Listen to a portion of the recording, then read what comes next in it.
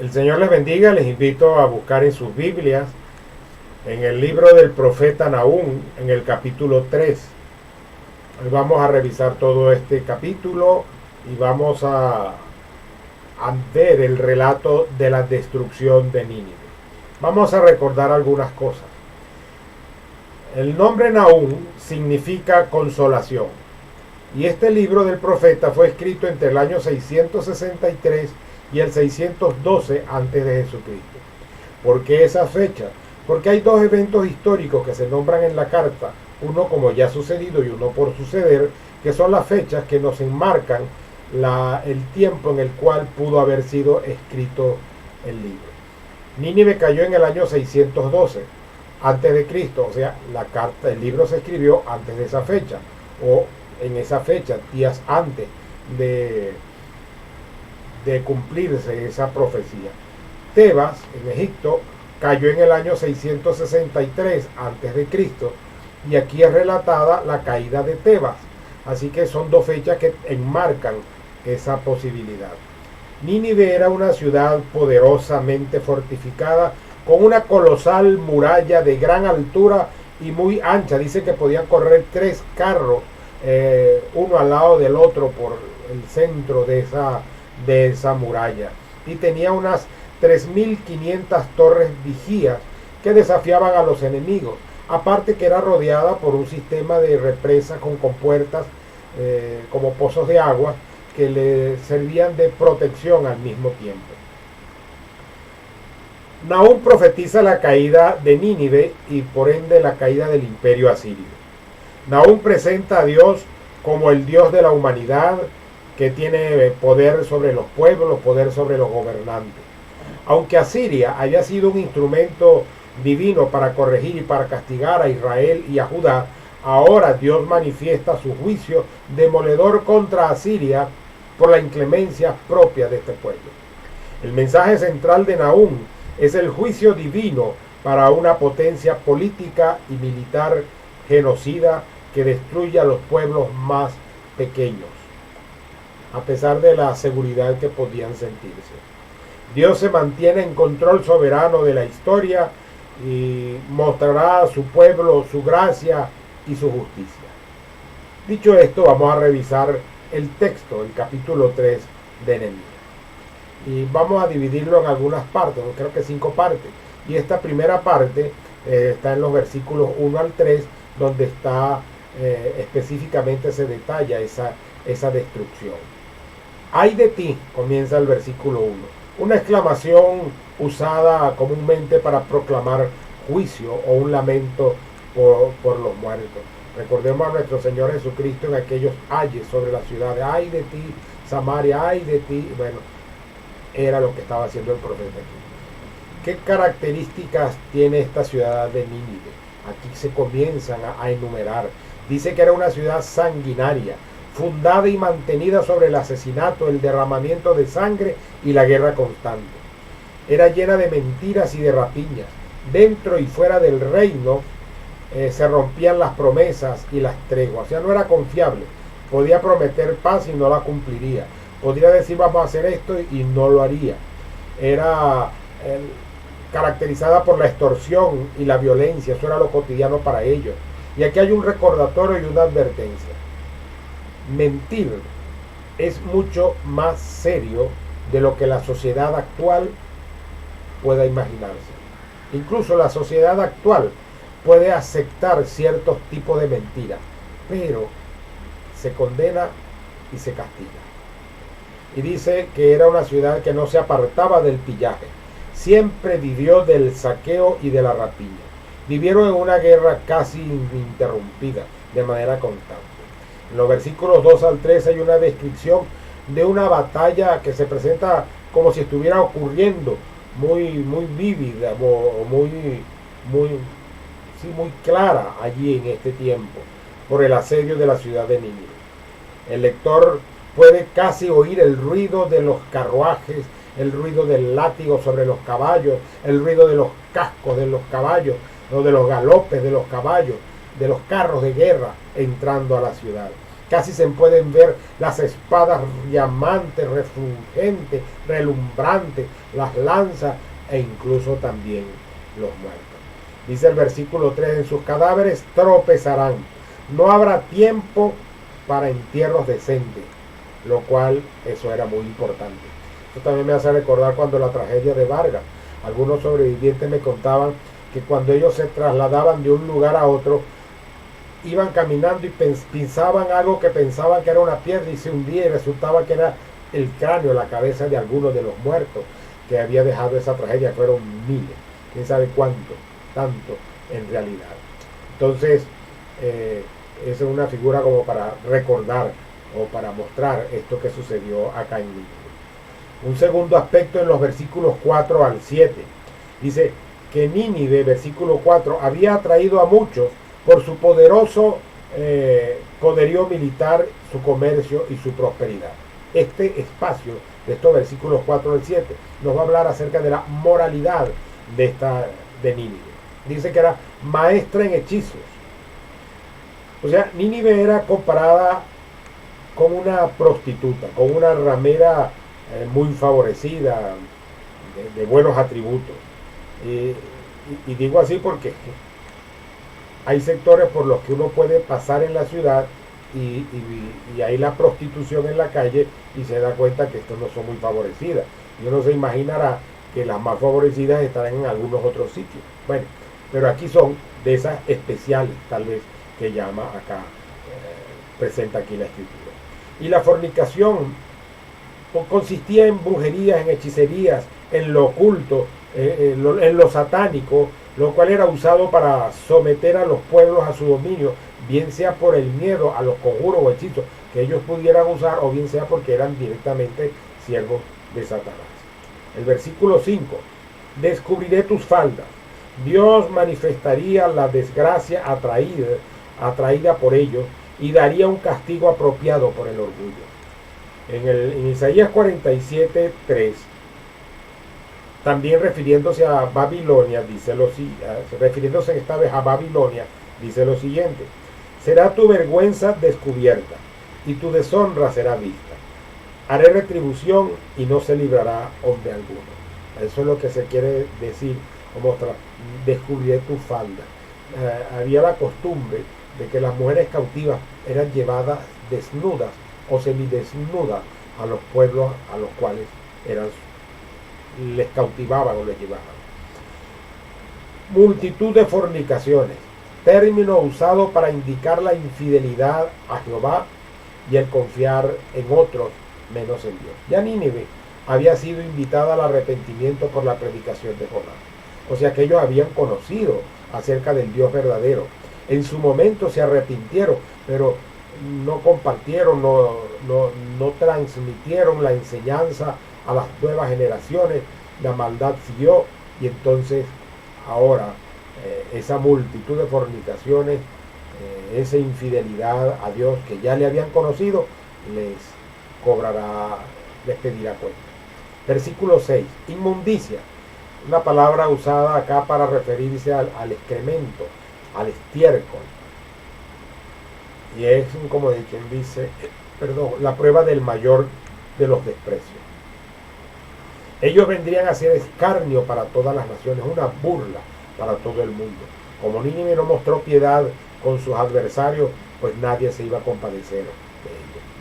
Todos los que te vieron se apartarán de ti.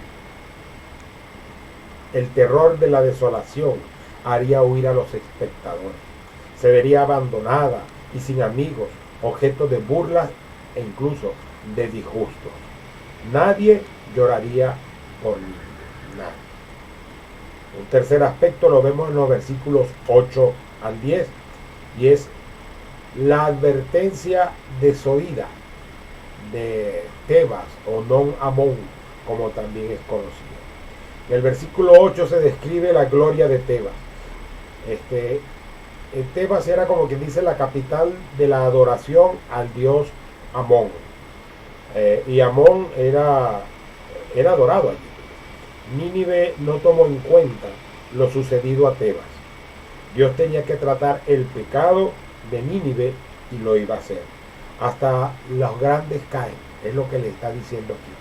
Te sientes muy seguro con tu muralla, te sientes muy seguro con tu represa, te sientes muy seguro con tu ejército, con tu dominio, con tu riqueza, pero hasta los más grandes caen, es lo que les está diciendo. Dice, Etiopía y Egipto eran la fortaleza, los aliados que tenía Tebas. Algo interesante es que allí había los sometimientos, eran una especie de colaboraciones, protección a cambio de, etcétera, etcétera. Y le está diciendo aquí el profeta a Nínive, ¿acaso eres tú mejor que Tebas?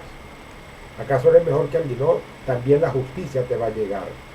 Dice el versículo 10, sin embargo, ella fue llevada. A pesar de tener todas las ventajas políticas y geográficas, geográficas porque Tebas estaba protegida a la vez por los brazos, por el propio río Nilo. Pero a pesar de tener todas esas ventajas políticas y geográficas, Tebas sufrió una tremenda derrota en manos de Asurbanipal de Asiria. Eso se relata allá en Isaías el capítulo 20, los versículos 3 al 4. Y donde se anunció la caída de Tebas. La caída de Tebas era lo suficientemente reciente, o por lo menos en la historia, en la época de Nahum, para permitir un paralelo al juicio que pronto vendría sobre Nínive. Pequeños estrellados, tus pequeños estrellados, era una práctica de exterminio de la población, que consistía que a los niños los mataban agarrándolos y estrellándolos contra muros, contra rocas o contra el piso, para acabar la descendencia. Y no solamente era esta práctica, sino que también tenían la práctica de que a las mujeres embarazadas las cortaban, las abrían, como si le fuesen a hacer una cesárea, pero era para que el niño cayera, el niño muriera, y ellas murieran entonces desangradas, para evitar el crecimiento de la población enemiga. En el libro de Amós, en el capítulo 1, el versículo 13, nos relata de lo que hicieron los hijos de Amón. Dice que los hijos de Amón abrieron a las mujeres de Galaad que estaban encintas. Y en Segundo de Reyes, el capítulo 8, el versículo 12, dice que Eliseo le dice a Hazael, quien era de la corte del rey Ben-Hadad de Siria, él se encontró con él y al mirarlo, pues, él descubrió, el Señor le mostró lo que este hombre en el futuro iba a hacer, y lo dice así: sé el mal que harás a los hijos de Israel, a sus fortalezas pegarás fuegos, a sus jóvenes matarás a espada, y estrellarás a sus niños, y abrirás el vientre a sus mujeres que están encintas. O sea, una práctica en el mundo antiguo para exterminio de los enemigos. En cuarto y último lugar, los versículos 11 al 19, nos encontramos con la desesperada condición de Nínive. En el versículo 11 dice: serás embriagada, ella bebería hasta lo más profundo de la copa de la ira de Dios. Y un paralelismo hay acá con otro texto, en otra condición, pero que lo relata Isaías, en el capítulo 51, versículos 17, 21 al 23, que dice: despierta, despierta, levántate, oh Jerusalén, que bebiste de la mano de Jehová el cáliz de su ira, porque el cáliz de aturdimiento bebiste hasta los sedimentos. Versículo 21, oye pues ahora esto, afligida, ebria y no de vino. Así dijo Jehová tu Señor y tu Dios, el cual aboga por su pueblo: he aquí he quitado de tu mano el cáliz de aturdimiento, los sedimentos del cáliz de mi ira nunca más lo beberás, y lo pondré en manos de tus angustiadores, los asirios, Nínive en este caso, que dijeron a tu alma: inclínate y pasaremos por encima de ti. Y tú pusiste tu cuerpo como tierra y como camino para que pasara. Como borrachos tambaleantes y aturdidos, impotentes e indefensos, incapaces de pelear, huirían los asirios, los soldados, los capitanes de la guerra. En el versículo 12, tus fortalezas serán como higuera. Tal vez nosotros no nos familiarizamos con el higo, pero nos familiarizamos con otros árboles que al punto de no poder alcanzar muchas veces sus frutos maduros, sacudimos el árbol y sus frutos caen. Bueno, esa es la figura que aquí nos presenta. El higo maduro es fácilmente recogido y no ofrece resistencia alguna. Nínive se hallaría en manos de sus enemigos. Una sacudida al árbol hará caer los higos maduros. Así de vulnerable estaría el pueblo de Nínive. Versículo 13. Tu pueblo es como las mujeres. Y aquí, como las mujeres en su tiempo, no nos referimos en estos tiempos donde hay ejércitos de mujeres entrenadas, armadas y capaces de establecer una guerra tal. Ejemplo, en los ejércitos de los Estados Unidos, en el propio ejército de Israel, existen este tipo de escuadrones. La resistencia que ofrecerían sería como la de mujeres aterrorizadas, diferente a las mujeres soldados hoy. Las puertas se abrirán de par en par, dice allí, para que el enemigo entre a la ciudad. Esta ciudad quedaría sin defensa alguna, no podrían enfrentarla. Provéete, dice el versículo 14, de agua para el asedio. Nahum se burla de Nínive. Para poder defenderse de un largo asedio tenían que tener alimentos y agua, e incluso algunas, aparte de tener armas y de tener cosas para defenderse del enemigo, también tenían que tener cosas para reconstruir y poder tapar lo que allí pudiera haber. Pero el agua era imprescindible. Y dice, entra el lodo, o sea, para preparar entra en el lodo para preparar los ladrillos que pudieran ser utilizables para reconstruir las murallas o el muro que pudiese ser derribado por la acción del enemigo. Pero todo eso es objeto de burla del profeta. ¿Sí? De nada te va a valer que tú tengas todo eso. Dice el versículo 15, allí te consumirá el fuego. Los descubrimientos arqueológicos y la propia historia confirman que se cumplió la predicción de Nahum. Ninguna medida tomada pudo evitar la caída de Nínive. Como langosta.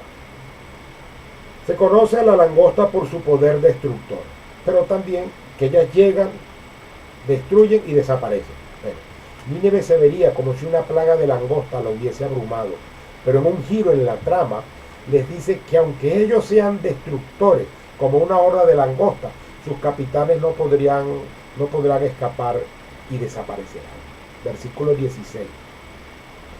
Multiplicaste tus mercaderes.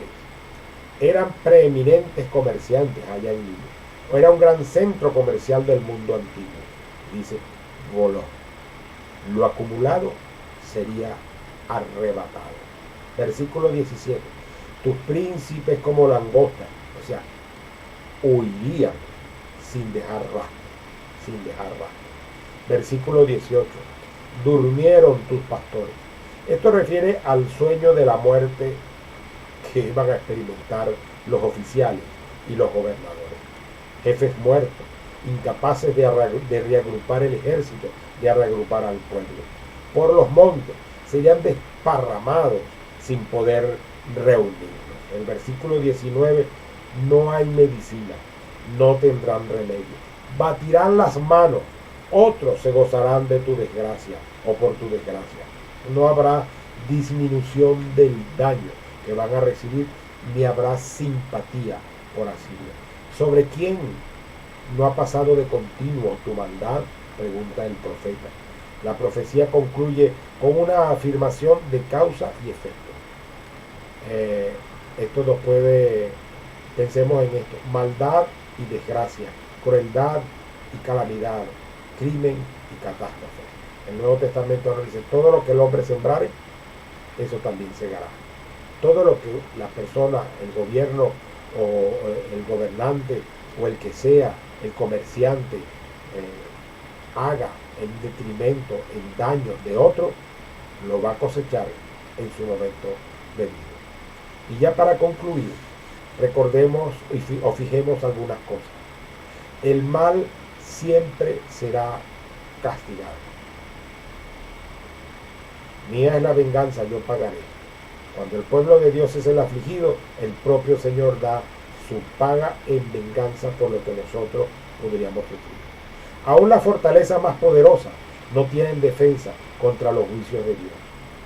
Quien hace mal a las personas encontrará que el mal se devuelve. Recordemos, todo lo que el hombre sembrare, eso también segará.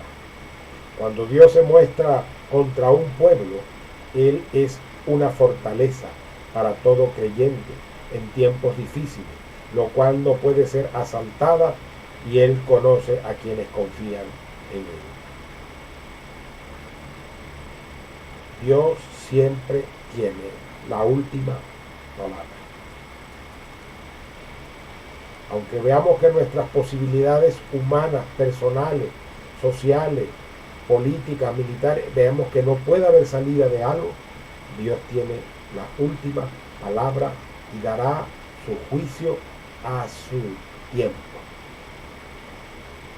Dará su juicio a su tiempo.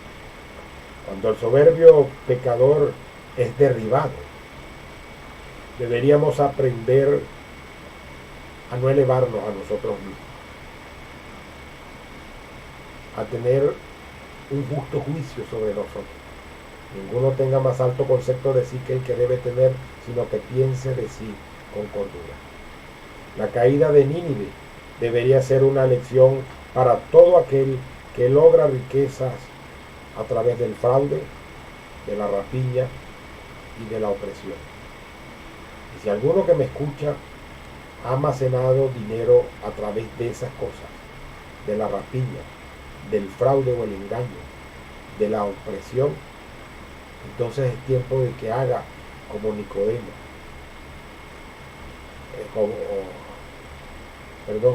como el que se montó en el árbol, Zaqueo, y dijo, se arrepintió y repartió para resarcir el daño causado a las personas a quien él, por ser un cobrador de impuestos, le había quitado dinero.